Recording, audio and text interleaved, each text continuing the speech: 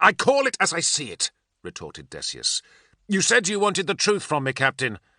I would have you keep your comments to yourself until we are away, Decius.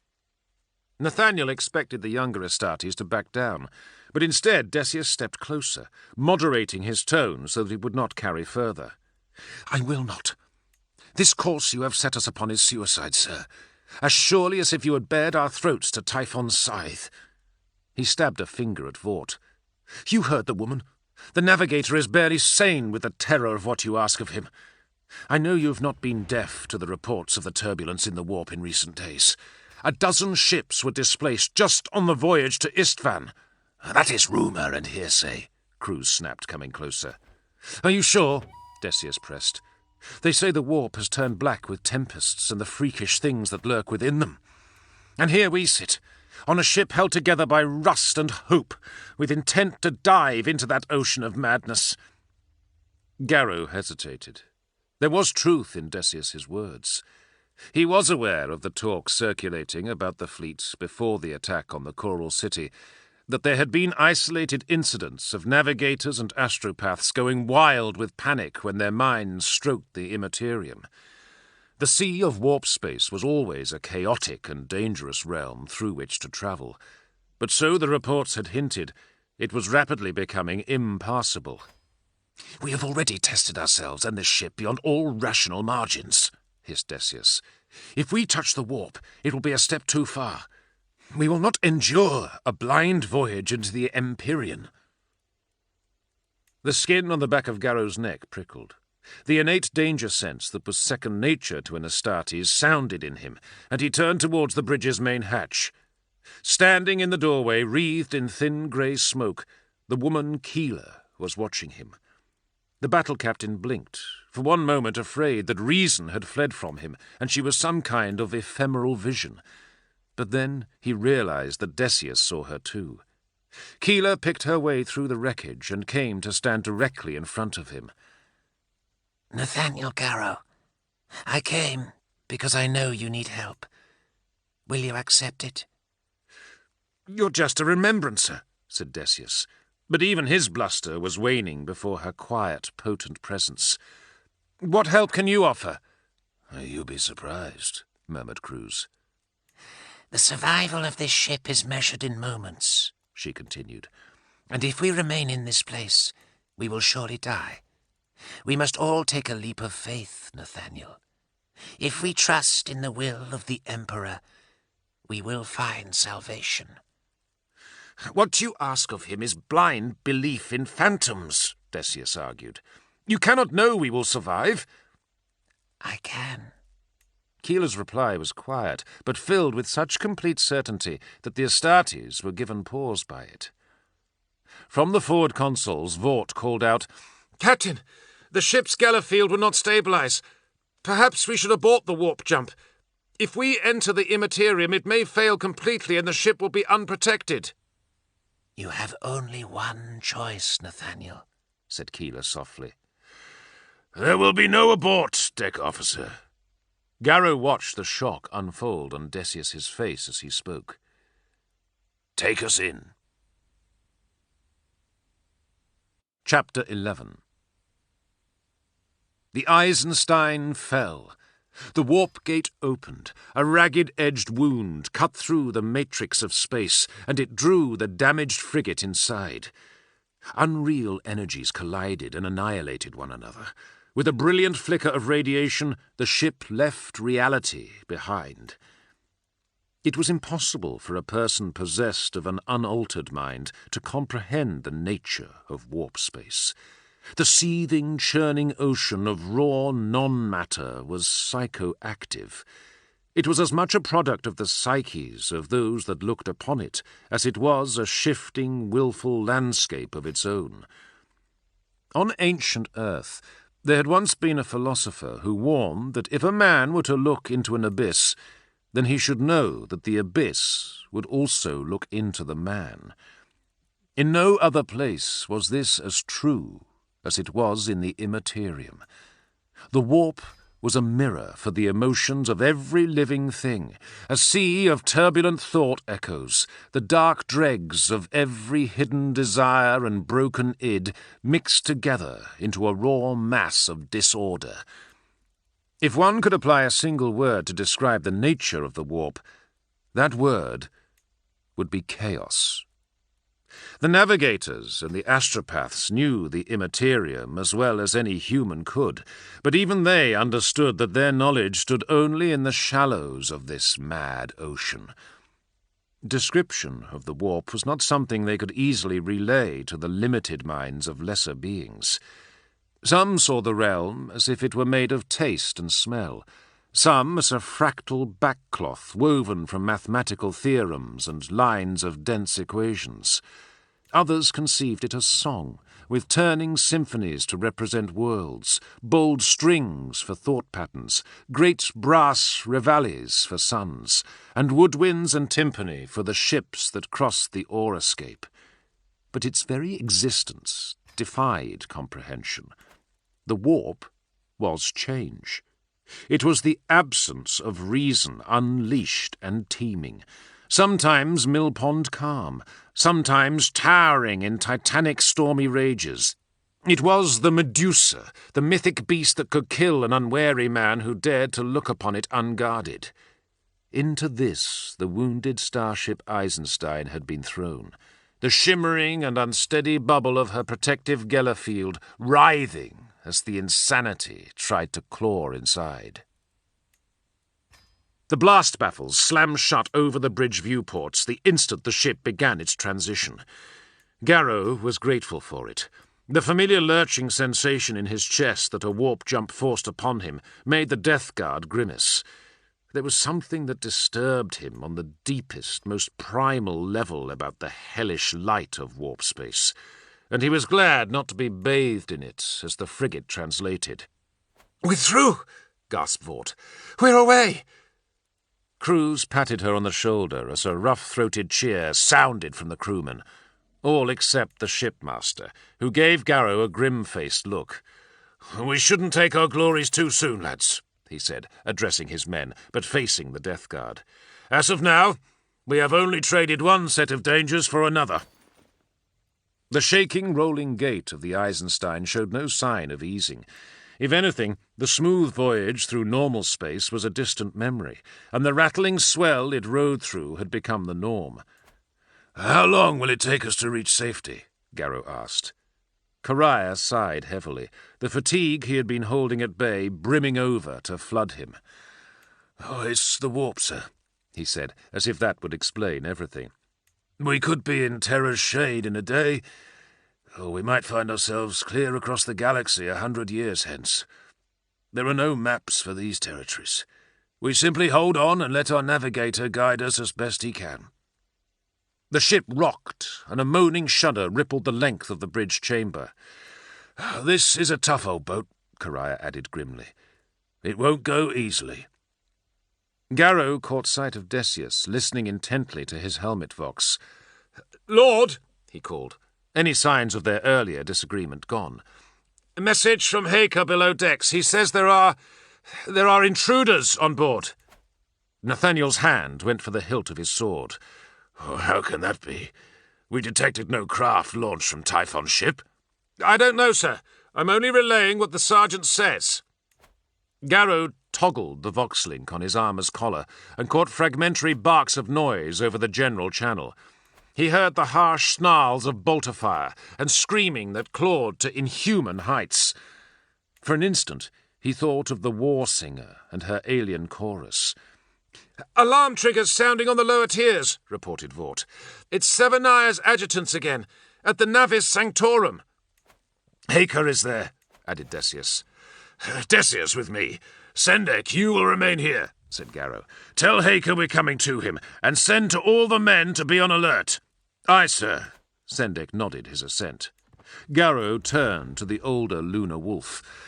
"Captain Cruz, I would have you take my post here, if you will."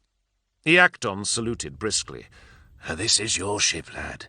I'll do as you order me. My experience may be of some use to these youths." Garrow made to leave and found Keeler still there, standing before him. "You will be tested," she said without preamble. He pushed past her. "Of that I have never been in doubt." Anders Haker had killed many times in his life. The countless adversaries that had fallen before his guns, his blades, his fists, they were a blur of swift and purposeful death.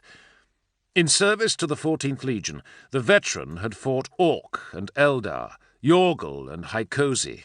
He had fought beasts and he had fought men. But the enemies that he fought today were a kind that he had never seen the like of.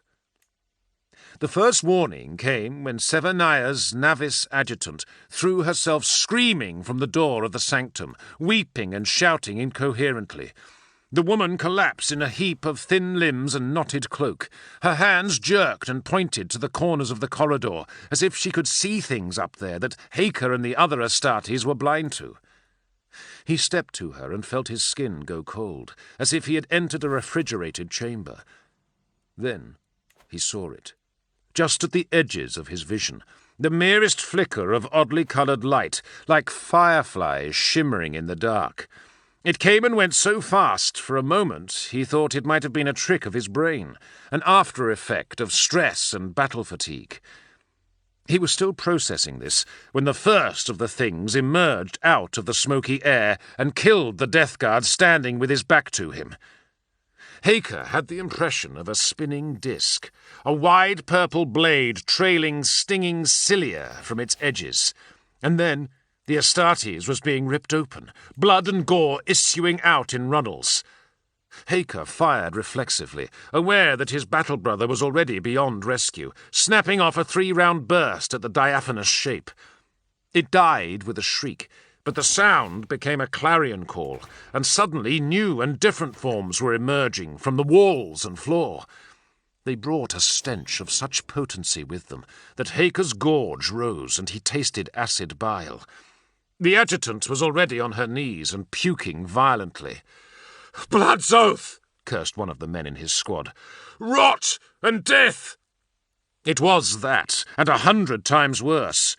The slices through which the creatures emerged allowed draughts of fetid plague-house stink to coil into the corridor.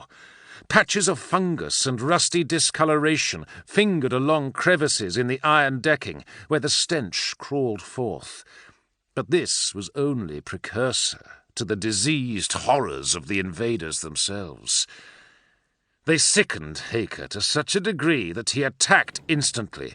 So abhorrent were these things that the thought of their continued existence revolted him. The shape of the creatures was vaguely that of a man, but only in the grossest, most basic sense. Ropey limbs that shook with palsy, flicked and clawed with black, decayed talons. Distended, malformed hooves scraped across the decking, leaving lines of acid slime and excrement. Each one was naked and bloated around the torso and belly with gaseous buboes and grotesque sores that wept thick pus. Heads were shrunken balls of flaking skin over rictus grinning skulls. All of them had trains of buzzing insects following behind them, tiny bottle-green flies that dived in and out of the invaders' open wounds. Where bolter rounds struck them, gobbets of flesh were torn off and rolled away in bloody hanks of stinking meat. They took a lot of killing, the skittering, burbling things coming at the Death Guard in hooting profusion. Haker watched them take a second brother, and 2 more, even as he poured shot after shot into them. Then Garrow hove into view at the opposite end of the corridor, Decius and a handful of reinforcements with him. Caught between 2 packs of Astartes, the advance of the creatures was staggered, and the battle captain waded into the mass of them. Libertas shone as it rose and fell. Decius had liberated a flamer and torched the things with jets of promethium. Haker used the distraction to recover the adjutant and pull her out of the line of battle. She screamed and flailed at him, beating her hands on his chest plate. He could see now where her hands were bloody with self-inflicted scratch marks. "Eyes and blood!" she wailed. "But inside the pestilence!" Garrow stamped the last of the creatures to death and scraped the remains from his boot with a grimace. "Silence her!" he snapped. Decius's palm went to the breath grill of his helmet. "In terror's name, that rancid smell!" Haker handed off the woman to one of his men and made his report to the battle captain. Garrow listened intently. "Word is coming in from all over the ship. The same thing. Mutant freaks materializing and leaving decay in their wake." "It's the warp," said Decius grimly. "We all know the tales of predators that prey on ships lost or weak." He gestured at the walls. "If the Geller field fails, those things will overrun us." "I'll trust Master Karaya's crew to keep that from happening," Garrow replied. "In the meantime, we will destroy these unclean filth wherever we find them." "Unclean! Unclean!" chorused the adjutant, ripping herself from the grip of Haker's trooper. "I have seen it! Inside the eyes!" She tore wildly at her face, ripping the skin and drawing blood. "You see it too!" The woman threw herself at Garrow with furious speed, and before he could deflect her, the adjutant impaled herself upon the hissing blade of his power sword. Garrow jerked back, but it was too late. The adjutant, a navigator tertius in service to the Senioris Severnaya, pressed into him and raked bloody fingers over his torso. "You see," she gasped, "soon the end comes. All will wither." The end comes. Once more the words of the Yorgali child fluttered through his thoughts like a dying raptor, falling and screaming. Garrow's skin went hot with the flush of blood through his veins, his throat tightening in just the manner it had when he had taken the draught from the cups with Mortarion. He trembled, suddenly unable to speak. The woman's upturned face became paper, aged and crumbling. She slid away from him, off the tip of Libertas, turning into rags of meat and dead flesh, ash, and then nothing. "My lord." Haker's words were slow and thick, as if they were echoing through liquid. Garrow turned to face his trusted sergeant and recoiled. Creeping decomposition was washing over Haker and the other men, and none of them seemed to be aware of it. The resplendent marble white of their armour bled away to become discoloured by a feeble, sickly green, the shade of new death. The ceramites warped and became rippled, merging with their flesh until it strained and throbbed. Parasites and bloated organs pulsed within, and, in some places, wounds opened like new mouths, red-lipped with tongues of distended bowel and duct. Pus, thick and pasty, leaked from every joint and orifice, with streaks of brown rust and black ooze. Flies floated in halos around the misshapen heads of the plagued Astartes. Garrow's disgust rooted him to the spot. The malformed shapes of his warriors crowded in, words falling from their crackled, lisping maws. Upon their shoulders, Garrow saw the skull and star of the Death Guard gone, replaced with 3 dark discs. His attention was drawn up and away. Beyond the men, he saw a ghostly form towering above them, too tall to fit in the cramped corridor, yet there before him, beckoning with skeletal claws. "Mortarion?" he asked. The twisted image of his Primarch nodded, the figure's blackened hood dipping in sluggish acknowledgment. What Garrow could see of his Primarch's armour was no longer shining with steel and brass, but discoloured and corroded like old copper, wound with soiled bandages and scored with rust. The Death Lord was no more, and in his place stood a creature of pure corruption. "Come, Nathaniel." The voice was a whisper of wind through dead trees, a breath from a sepulchre. "Soon we will all know the embrace of the Lord of Decay." The end comes. The words tolled in his mind like a bell, and Garrow looked down at his hands. His gauntlets were powder. Flesh was sloughing off his fingers, bones emerging and turning into blackened twigs. "No." He forced the denial from his throat. "This will not be."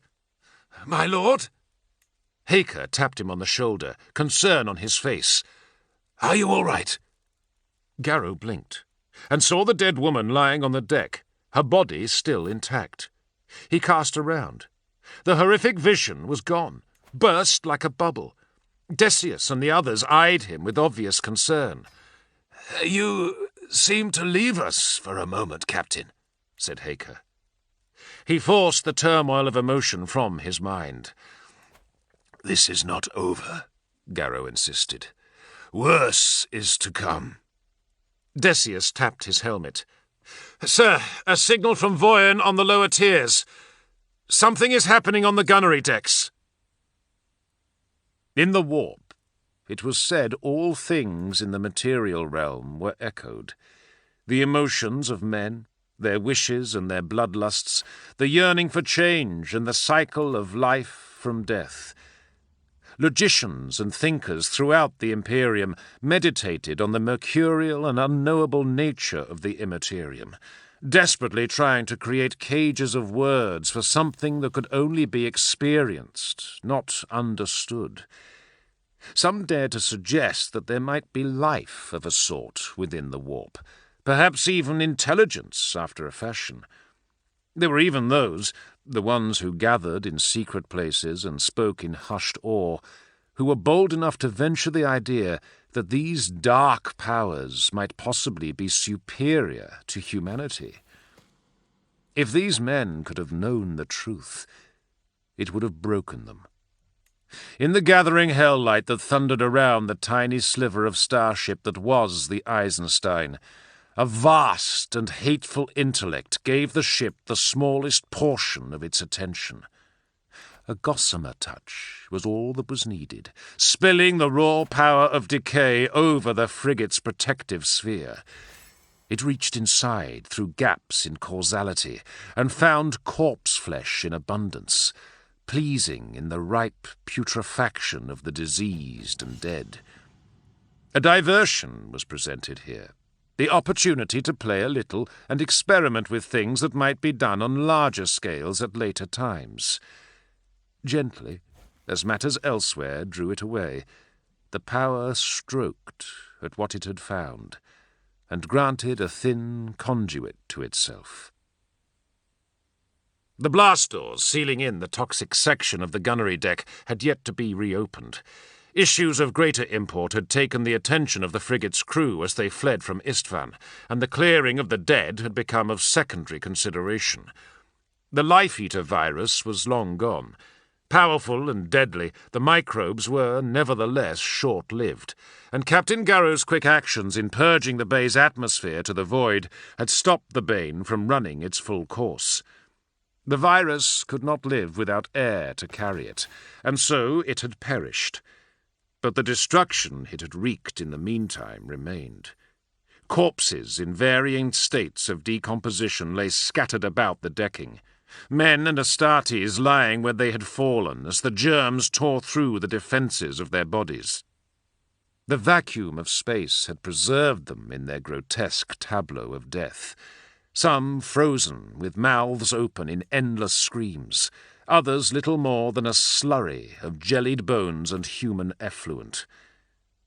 It was in this state that the touch found them. Riven with rotten flesh, life flensed from them, for something born within the ever-changing rebirth of the warp, it was easy to distort and remould them. With a careful placing of marks, the injection of new, more virulent glades than the human-born virus, death became fresh life, although not in a form pleasing to the eye of man. In the airless silence, fingers frozen to the decking by rimes of ice twitched and moved, shaking off cowls of frost. The essence of decay flowed, rust and age caking the mechanisms of the blast doors, making them brittle. Those who were favoured walked once more, eschewing mortality for a transformed existence. The Eisenstein had 2 long promenade corridors that ran the length of the frigate's port and starboard flanks, punctuated every few metres by thin observation slits that cast blades of light down across the polished steel decking. It was in this place, on the port side, some 10 or so strides from the 97th hull frame, that Death Guard met Death Guard in open conflict. Garrow saw the misshapen things from a distance, and thought that the strange plague-bearing creatures they encountered at the Navis Sanctorum were before them once more. But he realized quickly that the size was wrong, that these diseased freaks were the match in height for the Astartes. When they hove into the light, what he saw sent him skidding to a halt, his free hand coming to his mouth in shock. "In the Emperor's name," choked Haker, "what horror is this?" Garrow's blood turned to ice in his veins. The awful vision that seemed to transmit itself from the dying adjutant was suddenly here before him, written in reality over the mutated, swollen parodies of Death Guard warriors. The same corpse-pallor green of their battle armour, the same slack faces rippled with growths of broken tooth and horn, flesh stretched tight over bodies teeming with colonies of maggots. Voyen had joined Garrow and the others at the entrance to the corridor, and even the apothecary, hardened to sights of disease and malady, retched at the sight of the twisted man-things. The vision had been a warning, Garrow realized, a glimpse of what he encountered here, and perhaps of what a failure might engender. Around the legs of the abnormal Astartes were things that were once members of Eisenstein's crew. Men caught halfway through the venomous ravages of the Life-Eater and suspended there, flesh in tatters and organs awash with ichor. They bayed and scrambled forward to attack Garrow's warriors. Decius led the firing as the Death Guard let fly with bolters and flamers. A ragged scarecrow of skin and bone flung itself to the deck and mewed, fly-blown pustules pocking a face eaten away by leprous cancers. It spoke, the stink of its breath reaching them in a reeking wash. "Master." He saw the robes, the skull sigil around its neck. Caleb. Garrow recoiled in recognition, sickened by whatever appalling power had returned his housecarl into this loathsome semblance of life. Without hesitation, Garrow turned Libertas in his hand and beheaded the creature. He fervently hoped that death a second time would be enough. Garrow hoped fleetingly that his friend could forgive him. "Watch yourselves," he shouted. "This is a feint." The tattered crewmen things were only to draw their fire from the mutant Astartes behind them. The grotesques hammered across the promenade deck towards them, snorting bilious discharges of gas and firing back with mucus-clogged guns. A shambling form advanced on metal-shod hooves among the undead brethren. It was as big as a brother in Terminator armour, and as Garrow laid eyes upon it, the thing seemed to be growing larger by the moment. Metal bent and broke as abnormal curves of discoloured bone issued out of popping boils. A distended belly of scarred, pustulant flesh protruded in an atrocious, pregnant mockery, studded with triad clusters of tumescent buboes. And atop all this, gurning from ravaged ceramite pieces that still resembled Astartes' armour, a striated neck ending in a bulbous skull. The bloodshot, rheumy eyes in the grotesque head turned and found Garrow. It winked. "Dare you not find my new aspect pleasing, Nathaniel?" bubbled a disgusting voice. "Do I offend your delicate senses?" Grogor, Garrow hissed the name like a curse. What have you become? The Grulgor creature lowed and twitched as a horn, glistening wet with fluids, emerged from the middle of his brow, echoing the shape of Typhon's horned helmet. "Better, you hidebound fool. Better. The first captain was right. The powers are soon to bloom." He shuddered again, and flesh peeled away across his back to release tarnished tubes of budding bone. Garrow spat on the decking to clear the stink clogging his throat. The air around Grulgor and his diseased horde was thick with contagion, worse than the acrid atmosphere of the Xenos bottle ship, worse than the toxins of 100 death worlds. "Whatever force saw fit to reanimate you, it will be in vain. I'll kill you as many times as I must." The bloated monster beckoned with a crooked hand. "You are welcome to make the attempt, Terran." The battle captain waded into the fight, bolter and sword as one in arcs of death, slicing through diseased meat and matter teeming with parasites, cutting towards the monster. In the play of battle, Garrow's mind retreated to the familiar paths of war drills, of melee patterns ingrained in muscle and sinew from thousands of hours of combat. In this state, it should have been easy for him to shutter away the chilling horror these warp-spawned terrors represented, to simply fight and concentrate on that alone. The reverse was the reality, however. Garrow had seen the virus savage these men. He had heard their dying screams from the other side of the blast doors only hours earlier, and they stood before him, transformed into some living embodiment of disease, their freakish parody of life sustained by no manner that he could fathom. Was it sorcery?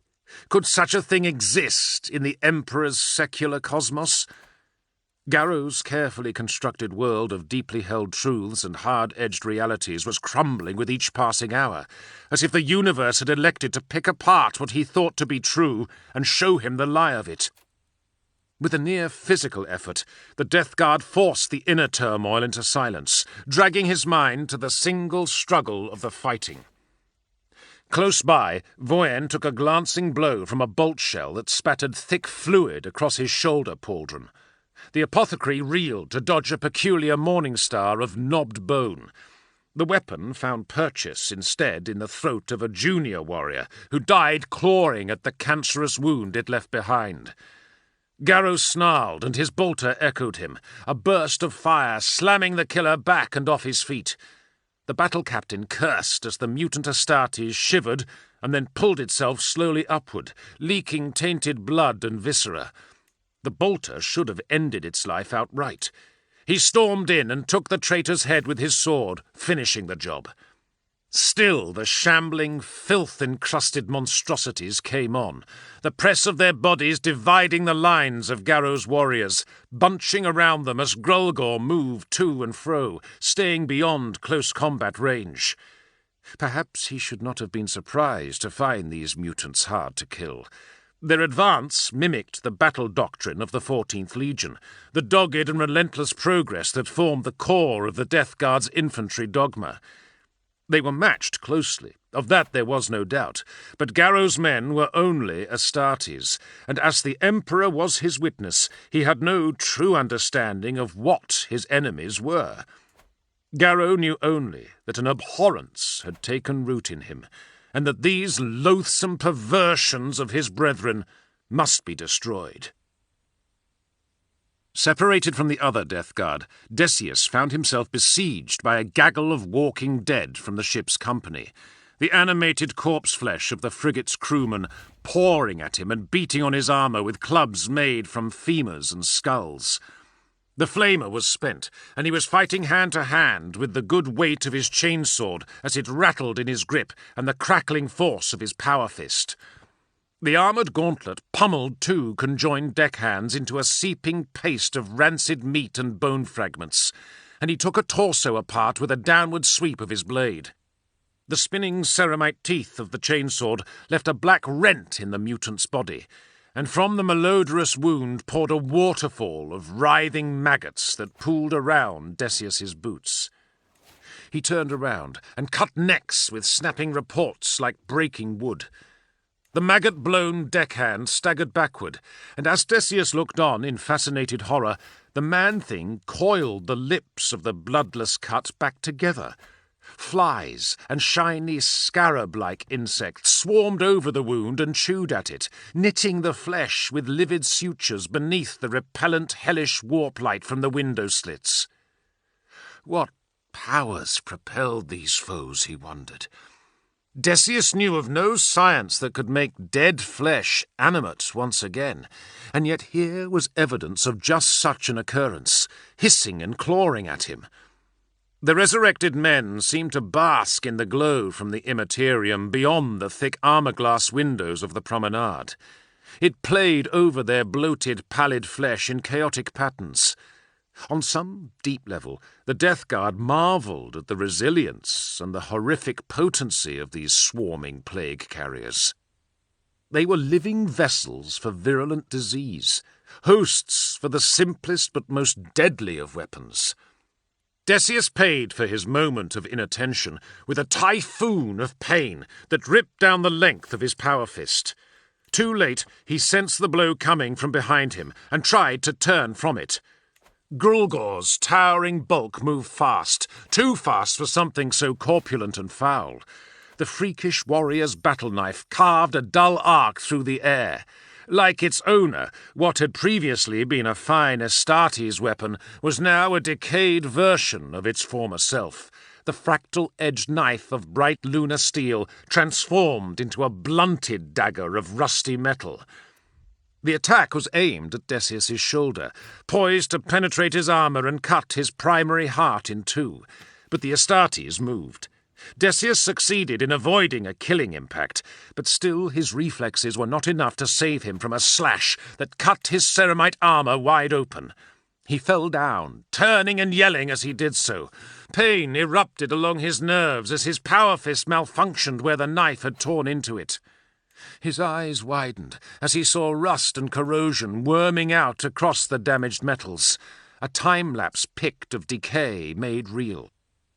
Decius felt agony chewing at his veins and marrow, and sweat burst out all over him as his implanted organs went into overdrive to stem the tide of secondary infections. Corruption! He could already see his skin distending and blistering where the plague knife had cut him. Decius's gut churned as the invisible phages that swarmed across Grulgor's blade massed inside him. He fought back bile as the twisted Death Guard loomed over him.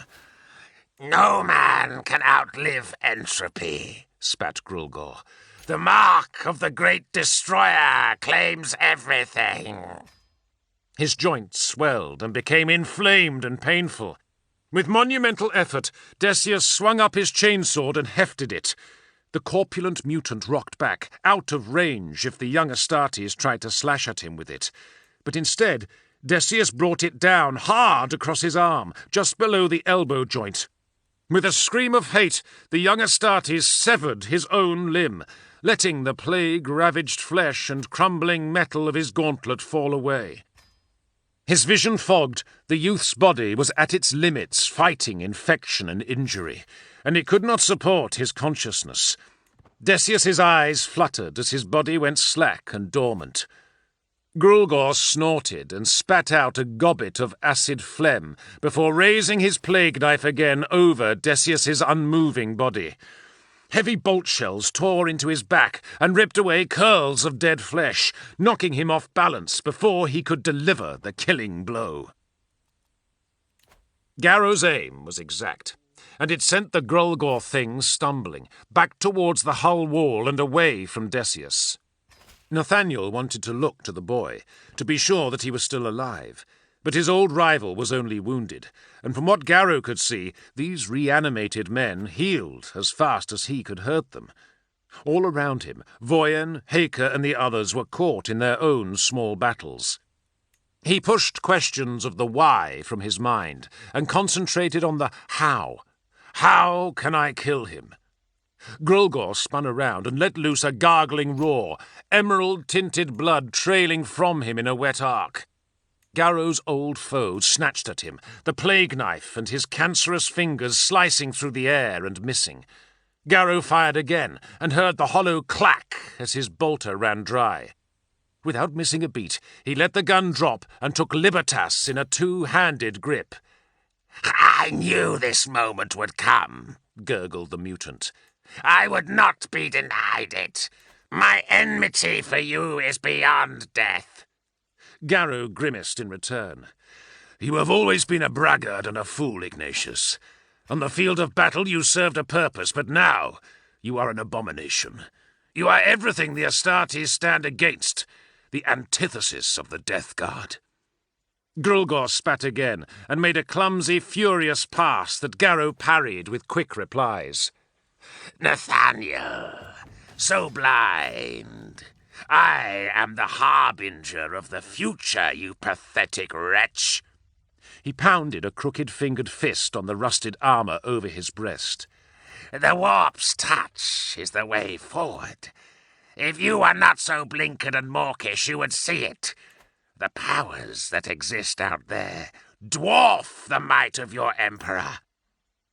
Grulgor pointed his knife at the throbbing crimson light beyond the starship. "We will be deathless and eternal." "No," said Garrow, and took the sword to him. Libertas swung low and cut into Grulgor's fleshy fish-belly-white gut and tore. Nathaniel's blade met diseased meat, and, to his alarm, it sank inwards. Instead of cutting through pliant skin, the sword became enveloped in a doughy morass that drew on it like quicksand. Flickers of power from the blade sparked and died. Grulgor rumbled with amusement and puffed out his barrel chest, sucking the weapon into his body. "There is no victory here for you," he hissed. "Only contagion and lingering agony. I'll make this ship an offering of screaming meat." "Enough!" Garrow could not draw the sword out. Instead, he ran it through. With all his might, the battle captain rode the blade down and carved it out across the mutant's abdomen, forcing a full charge through the crystalline matrix steel. He opened Grulgor with an angry snarl, and Libertas at last came free. Fatty ropes of serpentine intestine writhed and fell from the cut in loops across the wet decking. The former Astartes wailed and struggled to catch them in his hands, stuffing them back into the maw of his belly. Garrow rocked back, the putrid gas from inside the bloated body making his eyes stream and throat clog. The Eisenstein's deck shivered beneath his feet, and for a split second the captain's attention was taken by a rolling flash of chain lightning that surged around the flanks of the frigate. He heard Haker shouting, "The Gellerfield! It's failing!" Garrow ignored Grulgor's hooting laughter as glimmering motes of firelight began to form in the heavy air over their heads. He thought of the homunculus plague-bearers and the slashing razor-disc predators from the Navis Sanctorum.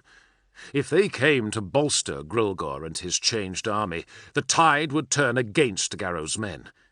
He could sense the engagement slipping away from him, the certain prediction of the battle's play hard in his thoughts, just as it had been on the Yorgel bottle world, and 100 times before.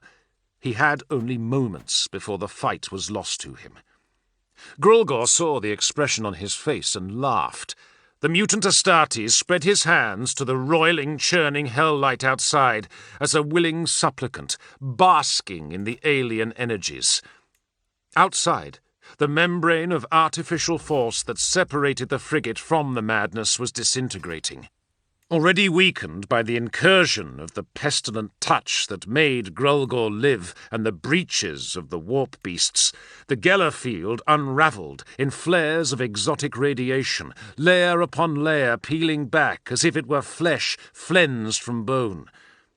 Garrow shouted into his vox, a desperate gambit coming to the fore of his thoughts. "Crews!" he cried. "Heed me! Get us out of the warp! Crash reversion now!" Over the clash of the skirmish and the buzzing interference, he heard raised voices in the background, the bridge crew reacting with shock at his demands. The Lunar Wolf was wary. "Garrow, say again?" "Drop out of the Immaterium! These intruders, The warp must be sustaining them somehow. If we stay here, we'll lose the ship. We can't revert. It was Vought, her words laced with panic. We have no idea where we are. We could emerge inside a star or... Do it! The order was a thunderous roar. Captain, Cruz did not hesitate.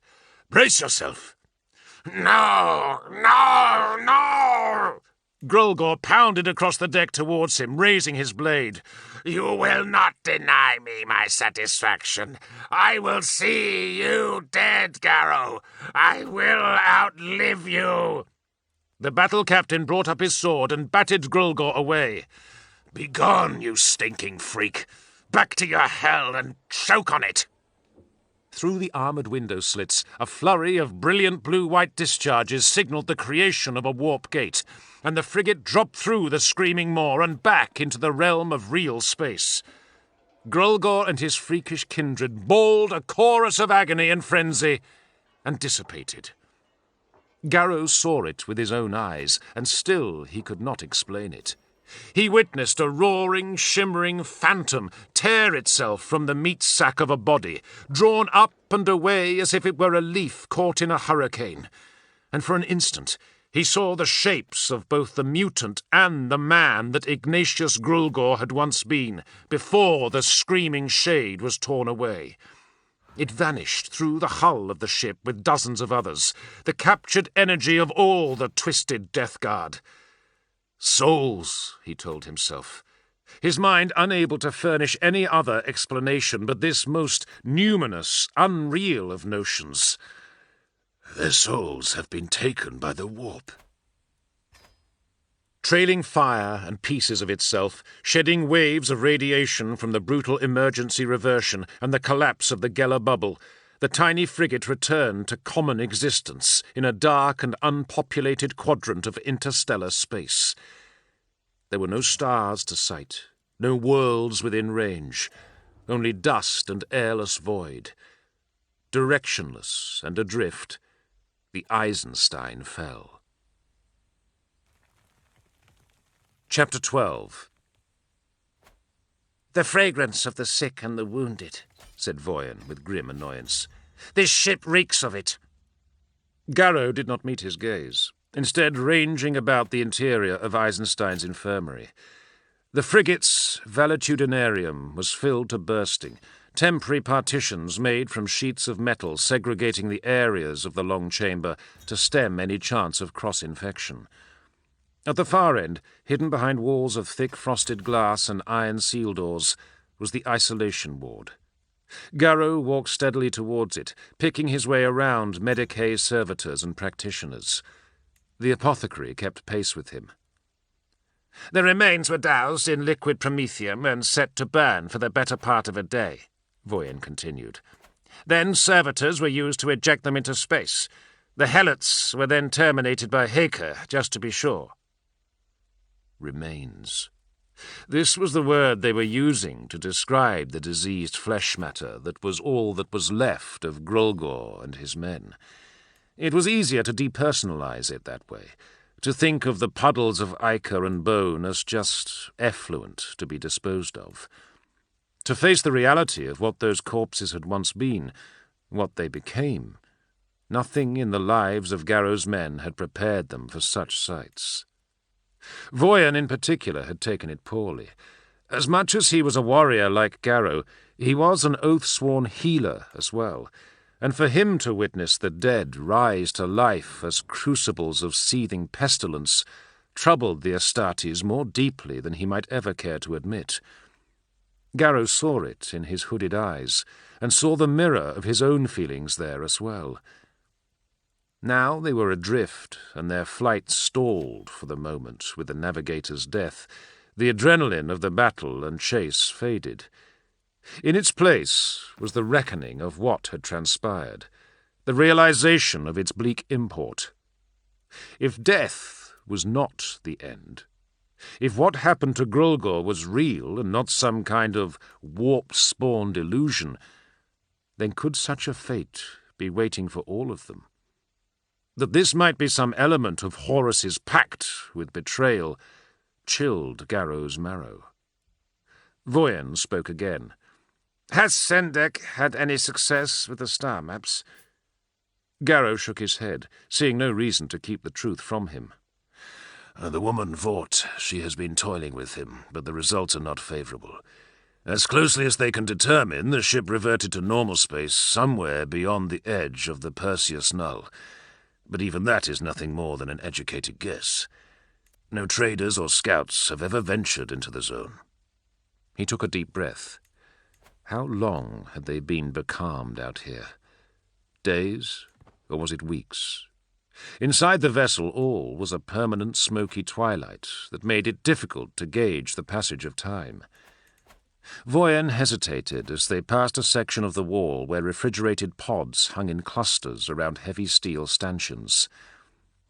"The autopsy on the navigator Severnaya was completed, and I have viewed it." He indicated one of the frosted pods. Garrow could make out the impression of a drawn grey face inside the capsule. "It is as Master Karaya suspected.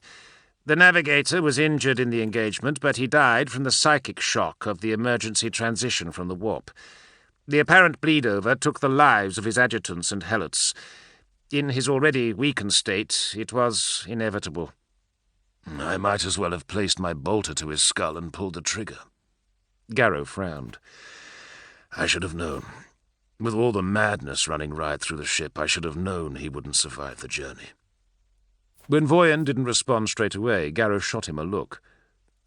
"What choice did I have?" he said flatly. "The Geller field was seconds away from collapse.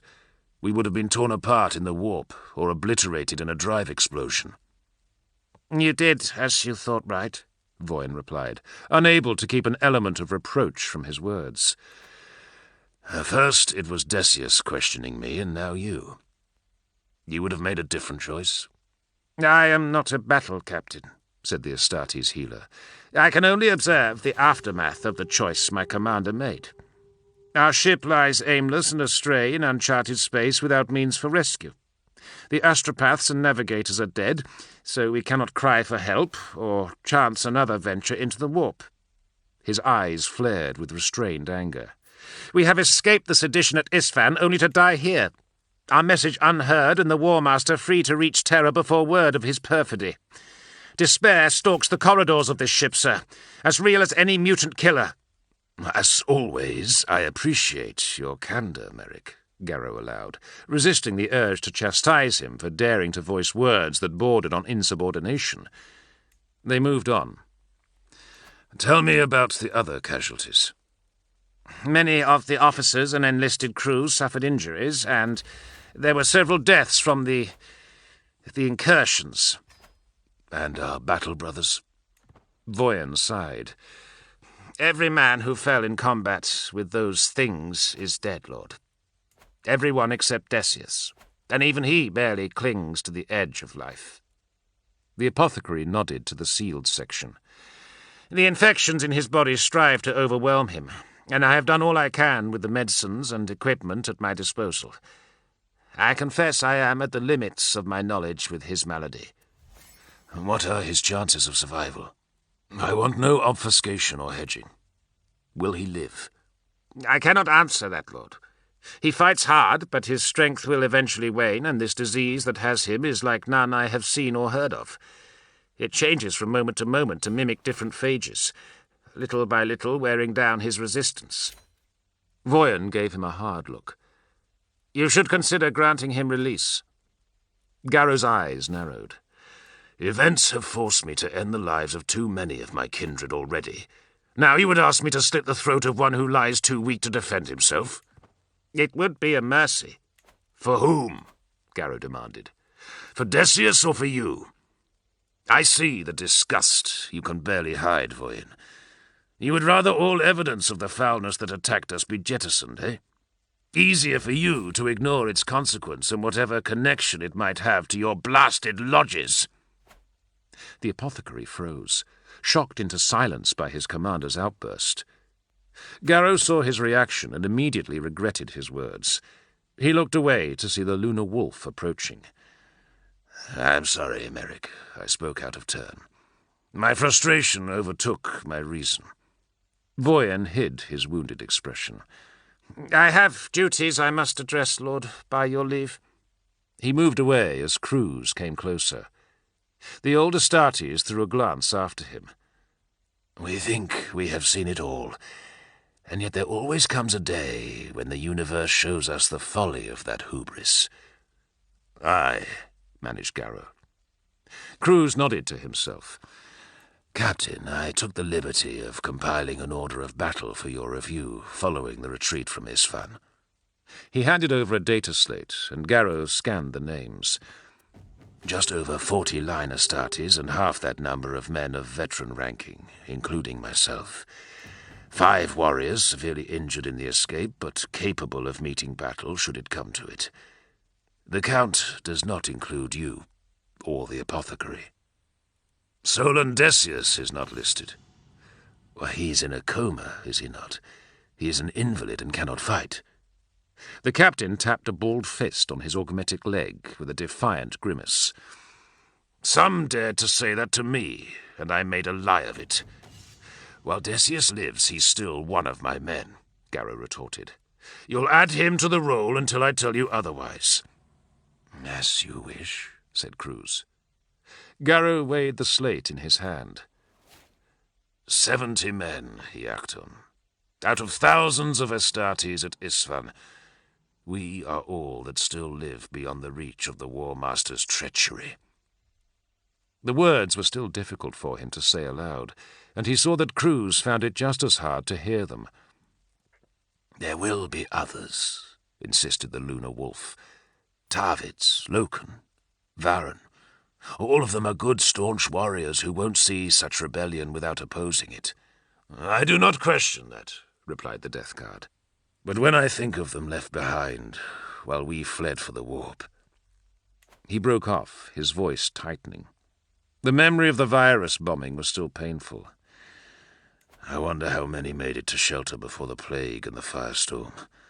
If only we could have saved some of them, rescued a few more of our brethren." Garrow thought of Saul Tarvitz and Ullus Temeter, and hoped that death had come quickly for his friends.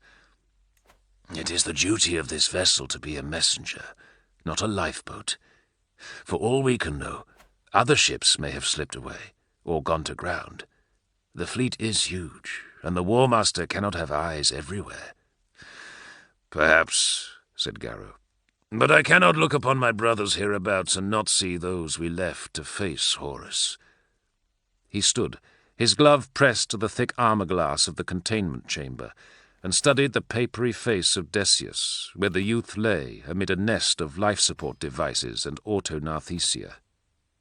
"I feel like I have aged centuries in a day," he admitted. Cruz snorted in a dry chuckle. "Is that all? Live as long as I have, and you'll come to understand that it's not the years that count. It's the distance you travel." Garrow broke away from the sight of his comrade. "Then by that reckoning I am older still." "With all due respect, you're a stripling, Battle Captain Garrow." "You think so, Lunar Wolf?" Garrow replied. "You forget the nature of the realm through which we pass. I would warrant that were we to match our days of birth to the imperial calendar, I would be as old as you, brother, perhaps even your senior." "Impossible," scoffed the other Astartes. "Is it? Time moves at different rates on Terra and Chthonia. In the warp it becomes malleable and unpredictable. When I think of the years I have spent in passage through that infernal domain, or in the little death of cold sleep on voyages below the speed of light, I may not match you in days, but in chronology the story would be quite different." He looked back at Decius. "I see this poor, untempered boy, and wonder if he will ever live to see the glory and the scope of what I have known. Today, I feel more weary than I ever have before. All those days escaped, and deaths postponed drag at me. Their weight threatens to pull me under." The veil of long-suffering temper that was Cruz's usual mien dropped away for a moment, and the old soldier placed a hand on Garrow's shoulder. "Brother, this is the weight we bear all our living days. The burden of the Astartes as the Emperor gave it to us. We must carry the future of mankind and the Imperium upon our backs, keep it safe and held high for him. Today that burden weighs more than it ever has, and we have seen that there are those among our number who cannot support it any longer. They chose—" He took a deep breath.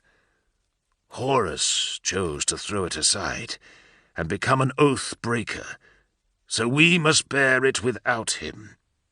You must bear it, Nathaniel. The alarm we hold cannot sound unheard out here in the darkness. You must do whatever must be done in order to warn terror. All other concerns, our lives and those of our brothers, come a distant second to that mission." "Aye," said Garrow after a few moments. "You only voice the words I heed inside myself. But it braces me to hear another say them." "The half-heard is heard at last, eh? A pity it has taken such a turn of events to bring that to pass." "I accept my lot in this," the Death Guard noted, fingering the oath paper sealed to the breastplate of his power armor. "And yet I do not understand it." "Understanding is not required," Cruz quoted the old axiom. "Only obedience." "Not true," reasoned Garrow. "Obedience, blind obedience, would have made us follow Horus to his banner and go against the Emperor. What I wish to understand is why he acted on. Why would he do this, to his father of all men?" "The question that comes again and again." A shadow passed over the lunar wolf's face. "Damn me, Nathaniel. Damn me if I didn't see this coming, but had too much pride to accept it." "The lodges?" "And more," said Cruz. "In hindsight I see trivial things that meant so little at the time, turns of phrase and looks in the eyes of my kinsman. Now, under the light of what has transpired, suddenly they show a different aspect." He mused for a moment. "The death of Xavier Jubal on 6319. The burning of the Interrex. Davin. It was on Davin that things began to turn, where the momentum came to a head. Horus fell, and then he rose, healed by the arcane. I knew then, even if I dared not take the scope of it. Men took the good and open nature of our brotherhood and turned it slowly to meet their own ends. Dark shadows grew over the hearts of warriors who had once been devoted and loyal. Astartes I had seen grow from whelps to fine, upstanding brothers. When I finally spoke of these things, they thought me an old fool, with nothing to provide but war stories and a target for their mockery." The lunar wolf looked away. "My crime, brother. My crime was that I let them. I took the easy road." Garrow shook his head. "Well, if that were true, then you would not be here. If events of recent days have taught me anything, it is that there comes a moment for each of us when we are tested." As he said it, once again Euphrates Keeler came to the surface of his thoughts. "What happens in that moment is the true measure of us," he acted on. "We cannot break, old man. If we do, then we will be damned." Cruz chuckled softly. "Strange, is it not, that we choose that word, a term so loaded with overtones of religion and holy creed, at polar opposites to the secular truth we are oath-bound to serve." "Belief is not always a matter of religion," said Garrow. "Faith can be a thing of men, as well as gods." "You think so? Perhaps then you ought to venture below decks and visit the empty water store on the 49th tier, and share your viewpoint with those gathered there." Garrow's brow furrowed. "I do not follow you." "I have learned there is a church aboard your ship, Captain," said Iacton, "and the congregation swells with each passing day." Sinderman looked up as Mercedes tapped him on the shoulder. He put down the electro-quill and slate. He saw she had a couple of men with her, 2 junior officers in the uniforms of the engineering division. The remembrancer hesitated, and one of the men spoke. "We've come to see the saint." Kirill threw a sideways glance along the length of the makeshift chapel. He saw Euphrates down there, talking and smiling. "Of course," he began. "You may have to wait." "That's all right," said the other. "We're off shift. Couldn't make the sermon before." The iterator smiled slightly. "It was hardly that. Just a few people of like mind talking." He nodded to the dark-skinned woman. "Mercedes, why don't you take these young gentlemen up?" He patted his pockets. "I think I have a tract I could give you both." "Got one already," said the man who'd spoken first. He showed Sinderman a frayed booklet with the kind of rough printing that came from old and rusted machinery. It wasn't a pamphlet he had seen before, not one of those that had circulated on the Vengeful Spirit. It appeared that the Lectitio Divinitatus had already made inroads aboard the Eisenstein long before his arrival.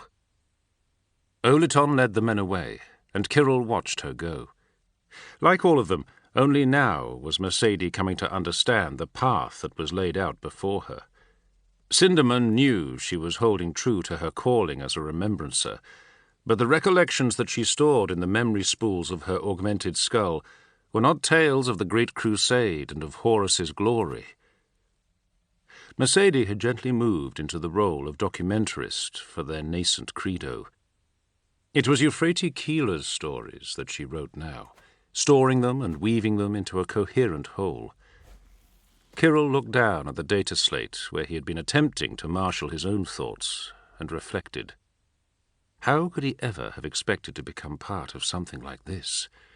All around him, a church, a system of belief was accreting, gaining mass and potency beneath the shadow of the War Master's rebellion.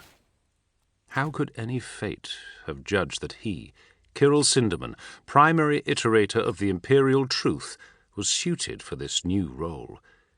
And yet here he found himself, shepherding the words of Keeler, moulding them for the ears of the people, even as Mercedes stood at his side, blink-clicking still images and recording Euphrates' every deed. Not for the first time, Sinderman traced the line of events that had brought him here, and pondered how things might have played had he spoken differently, thought differently. He had no doubt that he would be dead by now, gunned down in the mass termination of the remembrancers aboard Horus's battle barge. It was only the intervention of Loken's comrade crews that had saved their lives. The echo of the fear he felt at the sight of the bombing of Istvan III whispered through him again. Death had been only a moment away, and yet Euphrates had shown no apprehension. She had known that they would live, just as she had been able to guide them to this ship and their escape. Once he would have rejected ideas of divine powers and of the so-called saints who communed with them. Euphrates Keeler took that skepticism away from him with her quiet authority, and made him question the secular light of unswerving reason he had lived his life in service to. They had all been changed after that day at the Whisperhead Mountains, when Jubal had transformed into something that still defied categorization in Sinderman's thoughts. A demon? In the end, Kirill was unable to find any other means to explain it away. His light of logic fled from him. His precious imperial truth was found lacking. Then the horror had come again, this time to destroy them all. But he lived. They lived, thanks to Euphrates. With his own eyes, Sinderman saw her turn the might of a warp-spawned monstrosity with nothing more than a silver Aquila and her faith in the emperor of mankind. His need for denial perished with the hateful creature that day, and the iterator saw truth, real truth. Keeler was an instrument of the emperor's will. There was no other explanation for it.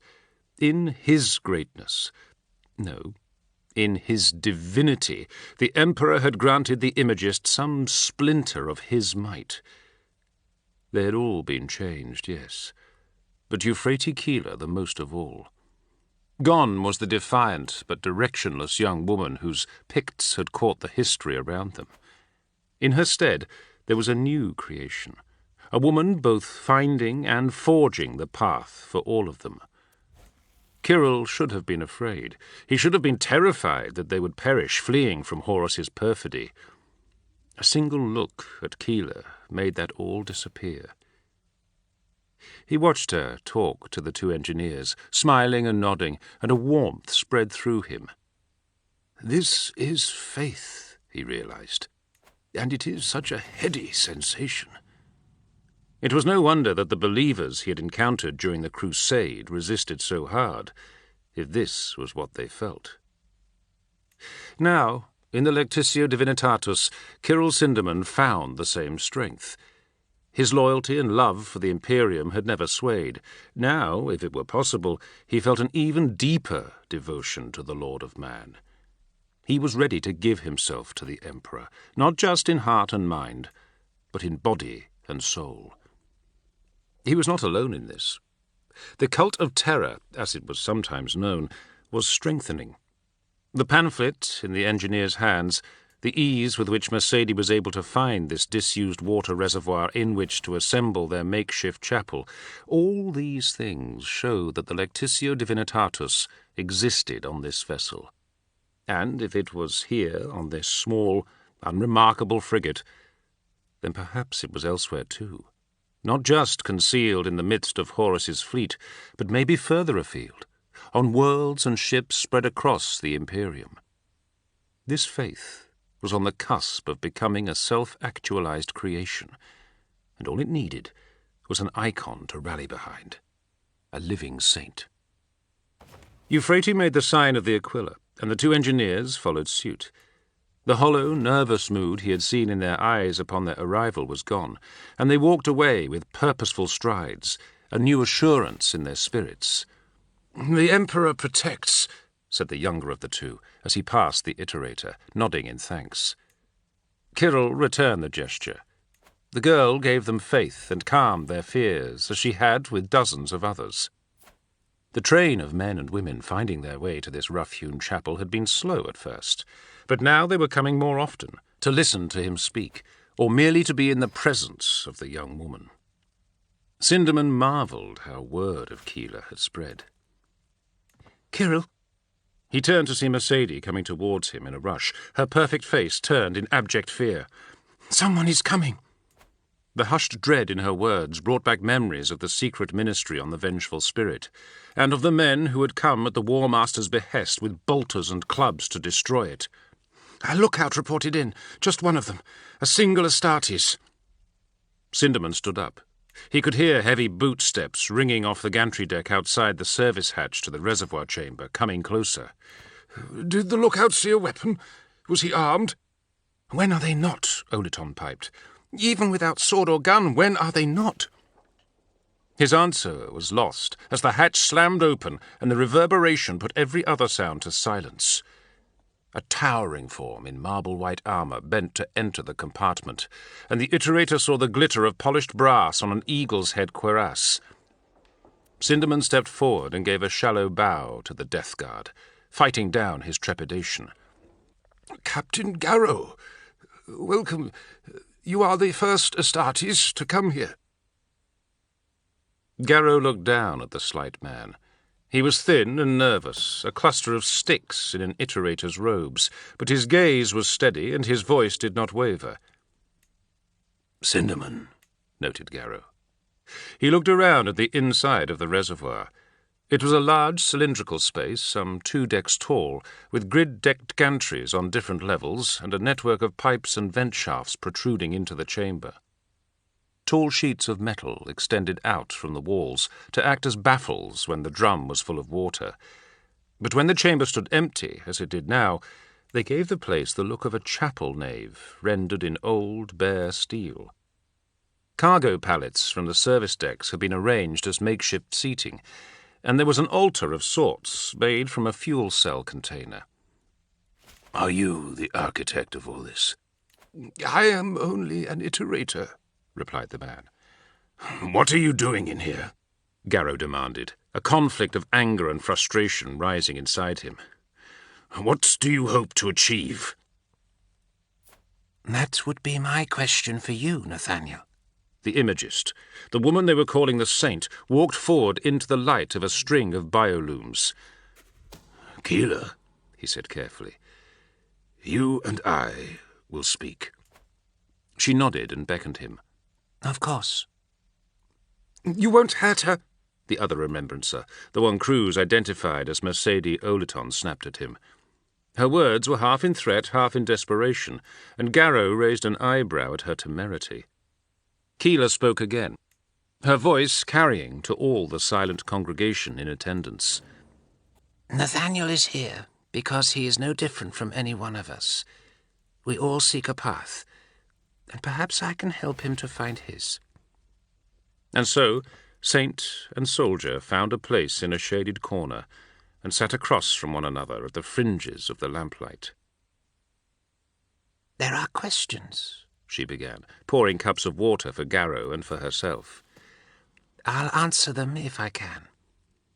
The captain grimaced and took the tiny tin goblet in his hands. This cult goes against the will of the Imperium. You should not have brought your beliefs here. I could no more leave this than you could leave behind your loyalty to your brothers, Nathaniel. Garrow grunted and drained the cup with a grim sneer. And yet I have done exactly that, some would say. I have fled the field of battle. But for what? Horus and my own Primarch will name me deserter for doing so. Men I have sworn to honour, I have left to an uncertain fate. And even in my fleeing, I have executed that poorly. I asked you to save us, and you have. Keeler watched him kindly. And you will. You are the embodiment of your legion's name. You guard us against death. There is no failure in that. He wanted to dismiss her words as insincere and accuse her of speaking empty platitudes. But despite himself, Garrow found he was grateful for her praise. He forced the thoughts away and pulled Caleb's papers from his belt pouch, the brass icon and its chain wrapped around them. What meaning do these things have, woman? The Emperor is a force against false deities, and yet your doctrine talks of him as a god. How can this be right? You answer your own question, Nathaniel, she replied. You said false deities, did you not? The truth, the real imperial truth, is that the master of mankind is no sham divinity. He's the real thing. If we acknowledge that, he will protect us. Garrow snorted, but Keeler kept speaking. In the past, a priest would ask you for faith based on nothing but words in a book, a tract. She gestured to the bundle of papers. Does the Emperor do that? Answer my question, Astartes. Have you not felt his spirit upon you? It took an effort of will for Garrow to speak. I have. Or so I think. I'm not certain. Keeler leaned back in her chair, and her beatific, metered manner dropped away. She became challenging and focused, eschewing the saintly serenity he expected from her. I don't believe you. I think you are certain, but that you are so set in your ways that to voice it frightens you. I am Astartes, Garrow growled. I fear nothing. Until today. She eyed him. You are afraid of this truth, because it is of such magnitude that you will forever be remade by it. Keeler placed her hand on his gauntlet. What you do not realize is that you have already been changed. It's only your mind that lags behind your spirit. She studied him carefully. What do you believe in? He answered without hesitation. My brothers, my legion, my emperor, my imperium. But some of those are being taken from me. Euphrates tapped him on the chest. Not from here. She hesitated. I know you, Astartes, have two hearts, but you understand my meaning. What I have seen. His voice grew soft. It pulls at the roots of my reason. I'm questioning all that I thought absolute. The Xenos psychochild that saw into me, that mocked me with jibes about what was to come. Grulgor, dead and yet returned to life by some gruesome infection. And you, glimpsed in my death sleep. He shook his head. I am as adrift as this ship. You say I have certainty, but I do not sense it. All I see are paths to ruin, a maze of doubt. The woman sighed. I know how you feel, Nathaniel. Do you think I wanted this? She pulled at the robe she wore. I was an imagist, and a damned good one. I depicted history as it was made. My art was known on thousands of worlds. Do you think that I wanted to feel the hand of a god upon me? That I dreamed one day of becoming a prophet? What we are is as much where destiny takes us as it is what we do with the journey. Keeler gave a slight smile. I envy you, Captain Garrow. You have something I do not. What is that? A duty. You know what it is that you must do. You can find that clarity of vision, a mission that you can grasp and strive to fulfill. But me? Each day of my calling is new, a different challenge, constantly striving to find the right path. All I can be sure of is that I have an aspiration, but I can't yet see its shape. You are of purpose, murmured the Astartes. We both are, agreed Keeler. We all are. Then she reached out and touched his cheek, and the sensation of her fingers against his rough, scarred face sent a tingle through Garrow's nerves. Since you delivered this ship from the predations of the warp, some of the crew have been praying here for a miracle to save us. They asked me why I did not join them in their calls to the Emperor, and I told them there was no need. I told them, he has already saved us. We only have to wait for his warrior to find the means. Is that what I am? The Emperor's divine will made flesh? She smiled again, and with it she brought forth again the flutter of powerful emotion that Garrow had felt alone in the barracks. Dear Nathaniel, when have you ever been anything else? Status, ordered Cruz, catching Sendek's eye at the control console.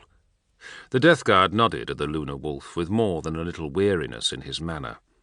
Unchanged, he replied, casting about the bridge to see if any of the officers had anything else to add. Kariah met his gaze and silently shook his head. Many of the shipmaster's crew, including the woman Vought, had been granted temporary suspension of their duties in light of the empty void where they found themselves, leaving the ever-wakeful Astartes to man the bridge while the men and women took some small respite. Machine call signals continue to cycle on the short-range Vox, although at a generous estimate they will not reach any human ears for at least a millennium. The old warrior's brows knitted. Do you have anything constructive to add? Sendek nodded. In the interests of posterity, I have commenced mapping this sector of space. Perhaps if this vessel is recovered at some future date, the data may be of use to those who find it. Cruz made a spitting noise. Are all you Death Guard this pessimistic? We're not corpses yet. I prefer to think of myself as a realist, Sendek bristled. Both men turned as the bridge hatch irised open to admit Apothecary Voyan. Sendek was still finding it hard to forgive Voyan's association with the lodges, and he looked away. The Astartes was aware that Cruz saw the moment between the two battle brothers, remarking silently upon it with a quizzical look. "Where is the battle, Captain?" asked Voyan. "Below decks," replied Cruz. "I have the con. You may address yourself to me, son." "As you wish, Third Captain. I have completed a survey of the ship's stores and consumable supplies. If we instigate rationing at subsistence levels, it is my projection that Eisenstein's crew have just over 5 1/3 months of available resources." Kariah came forward and ventured a suggestion. Could we not put some of the non-essential crew into suspension? Voyan nodded. "That is a possibility, but with the facilities aboard this ship, that would only lengthen the duration by another month, perhaps 2. I have also examined the option of other emergency measures, such as a cull, but the outcomes are little different." The shipmaster grimaced. "We're not picking any of my men for voluntary execution, if that's what you're thinking." 7 months at sublight in the middle of the void, said Sendek as the bridge hatch opened once more, and Horus out there all the while, with Terra unaware of it. Garrow entered, his stride firm and purposeful. "Not on my watch. We have come too far to sit back and wait for death to claim us. We have to act." He nodded to Karaya. "Shipmaster, signal the engineering crews to charge the warp motors to full power." Captain, unless that saint singing her hymns down below has grown a third eye and plans to guide us home, we cannot hope to travel any interstellar distance. Voyan's manner became acid and terse. "We have no navigator, sir. If we enter the warp, we will be lost forever, and those things that attacked us last time will have eternity to pick us apart." "I never said we were returning to the warp," Garrow replied coolly. "Karaya, how long until the drive blocks are at maximum potency?" The officer studied his console. "A few moments, Lord." He hesitated. "Sir, your apothecary is correct. I fail to see the reason for bringing the drives back online." Garrow didn't answer the implied question. "I want sublight thrusters ready for a burn at full military power on my command. Call the ship to general quarters and prepare void shields for activation." Voyan gestured around the bridge as the alert siren sounded. "Thrusters and shields now. Is this some sort of drill, Nathaniel? Some kind of make-work to distract the crew? Or did the prophet girl tell you that an attack is coming?" "Watch your tone," said Garrow. "My lenience only extends so far." "Thrusters at your command," reported Karaya. "Shields ready to be deployed." "Hold," ordered the battle captain. From across the bridge, Cruz rubbed his chin. "Are we going to learn the point of all this activity, lad? I confess I'm as blind to it as the sawbones there." Karaya looked up. "Warp drives registering full energy capacity. Battery arrays are brimming, Lord. What do you want me to do with them?" "Clear the drive block compartments and arm the release mechanisms on the warp motors. When I give the order, you will deactivate the engine governance controls and jettison the drive block, then raise shields and fire the sublight thrusters." Cruz chuckled coldly. "You're as bold as you are mad." "Eject the warp engines?"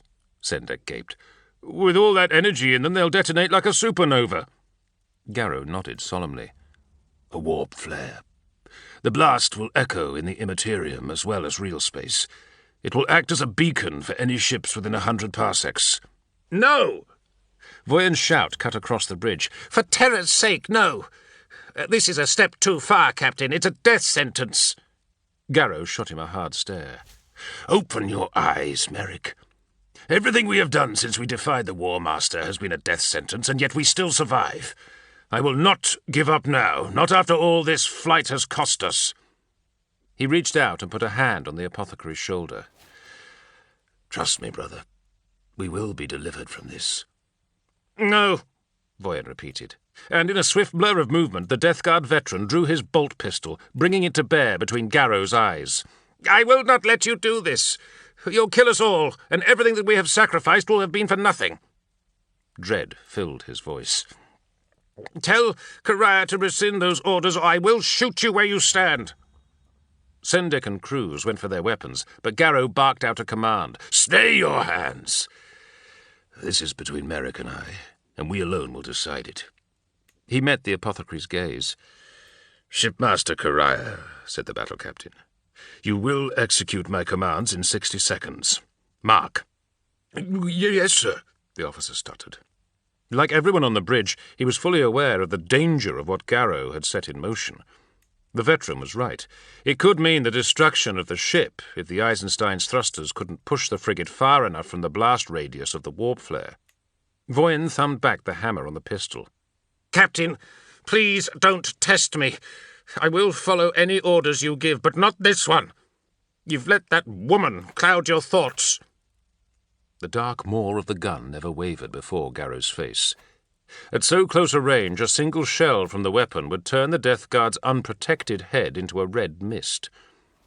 "Merrick, it does not matter if you kill me. It will still happen, and the ship will still be rescued, and our warning will still be carried to the Emperor. I won't see it, but I'll die content, knowing that it will come to pass. I have faith, brother. What do you have?" 30 seconds, reported Cruz. Release bolts are armed, the governance circuits are offline. The overload is building. "You've driven me to this," cried Voyen. "Death and more death. Brothers ranged against brothers. How can you be certain we will not be corrupted as Grolgor and his men were? We'll become like them, abominations." Garrow held out his hand. "We will not. There is no doubt in my mind." "How can you know?" shouted the Astartes, the pistol faltering. Garrow carefully reached out and took the gun from him. "The Emperor protects," he said simply. "Zero," announced the Lunar Wolf. Chapter 13. Hundreds of explosive charges around the rear ventral hull of the frigate went off in the silence of space, throwing sheets of hull plating away into the void. On rails, the thick cylinders of the starship's interstellar drive motors rolled out and fell into the darkness. Conduits snapping and trailing jets of coolant liquid, cables arcing with glints of electricity. Crackling orbs of gathered energy spun and cried inside the discarded warp engines. Power that normally would have been channeled into ripping a doorway to the immaterium had no point of release, and now it churned about itself, faster and faster, spiralling towards critical mass. The Eisenstein leapt away on rods of glittering fusion fire, leaving behind the parts of itself that she had cut loose. As the flexing gravitational output of the warp drives drew the drifting modules together, they sent out whips of brilliant blue-white lightning that lashed blindly, snapping at the frigate's heels. Her void shields glowed but held firm. The true test of them would come in a few seconds. The engine cores began to melt and deform. The power inside them grown to such capacity that it was a self-fulfilling reaction, drawing potency from the differential states between the dimensions of the warp and the common vacuum of real space. Circular sheets of exotic radiation, visible through the entire spectrum, radiated out of the lumpen cluster of matter and energy. Too soon the warp motors had ripped into the madness of the immaterium, and the rush of force that flooded out was too much, too fast.